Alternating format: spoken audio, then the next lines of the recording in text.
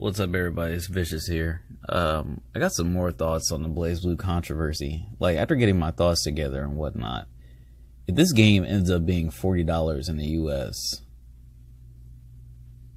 I'm just thinking, if it's not $50 and it ends up being $40 in the US, let's think about this. And again, you can think what you want about the game. Like, you can hate that they're doing it. Like I said before, I'm not a fan that they're doing it, but I'm just thinking about this from a logical standpoint, since everybody's outraged because they don't get to see their favorite Ruby characters immediately. I'm thinking, so it's going to be 40 characters in all, correct?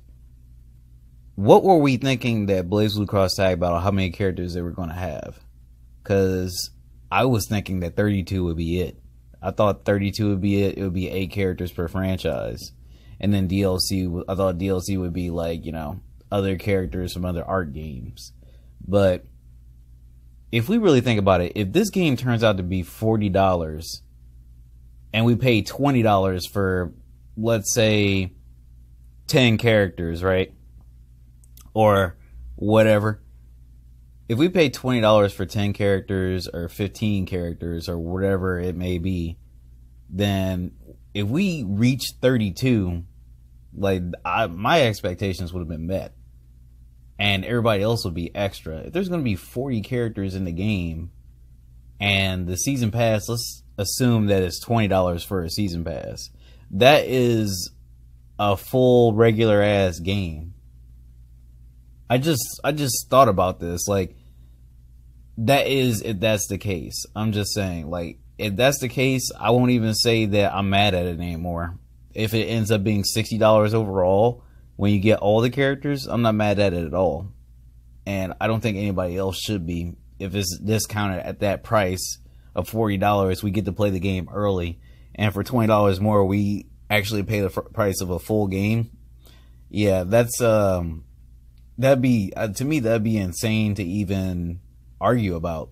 But this is all hypothetical. If the game ends up being $50 and the season pass is $20, well, personally for me, you know, depending on how the characters roll out, that might meet my requirements as well. Because if it turns out being $70 and I get more than 32 characters, I think I'm happy with that, to be honest. More than 32 characters in an art game? Fuck yeah. But let's say this shit is $50 and the season pass is $30. That might be a step too far. You know, the fucking $10 might fucking, that might piss me off. But I guess we're just gonna have to wait and see. Everybody's going crazy, you know. Everybody is mad that, you know, we don't have that many under 9 birth characters, which I don't like that either. I think this whole situation is weird. It stinks up a storm, like, but it makes sense because they had to redo the sprites for under 9 birth and for Persona. A lot of people are saying they're reusing assets. That may be true, but they have to redo those assets so they fit the system.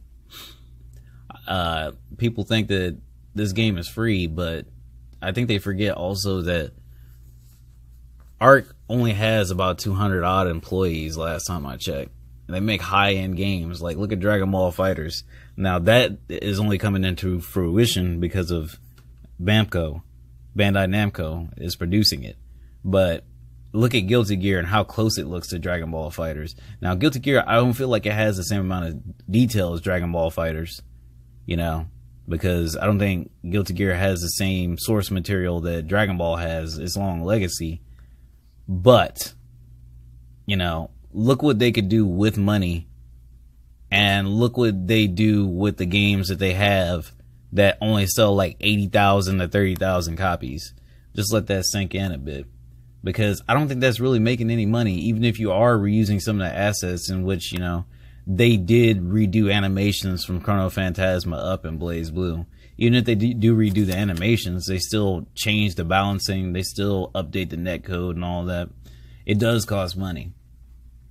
So, yeah, I'm trying my best to defend Arc because it seems like everybody who's been fucked in the ass by these other companies is like looking at Arc like very strangely. It's starting to, like, I don't know, it gets to me a little bit when one of my favorite gaming companies is receiving a lot of flack for some shit that everybody else does.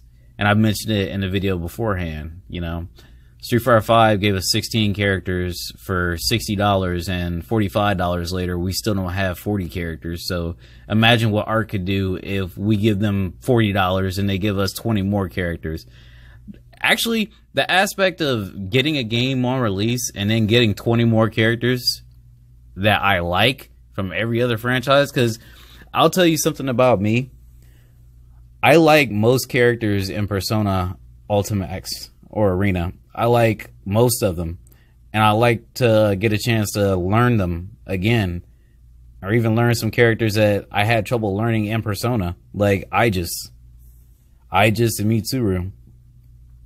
Under Night Bird, you know what? It's always gonna like hit me a little hard that Seth didn't make it into the original Blazblue Cross Tag Battle cast, because that kind of makes me want to wait a little bit. You know what I mean? Like, not in like a fucking, what's the word for it? Not in spite, like all these other motherfuckers are about to do, but I kind of want to wait until I get a hard copy in case, you know, shit goes down one day and I just don't have internet anymore, you know, and I had to go without internet for a while. I want to, and let's just say for happenstance, I had my PS4 stolen. I need to get another PS4, you know, and I had a hard copy of, Blazblue Cross Tag Battle. I want Seth to be on there, motherfucker. This is stupid. Like, I know it seems like I'm going back and forth, but goddamn, it's like, this is stupid. Why did you start out with Hyde, Line, Waldstein, and Gordo? I understand that they were the first couple to be announced, but you didn't even fucking put Seth in there, man. That's like my main. I mean, they got Hazama and Yosuke in there, which that's really all I need, but, and they got new, but I mean, goddamn, dude. I'm a little, I'm on the fence about this shit. I'm defending Arc for the dumb shit people are saying that they don't realize about, like people who, Ruby fans who don't understand like the economy of fighting games and how they sell their shit now.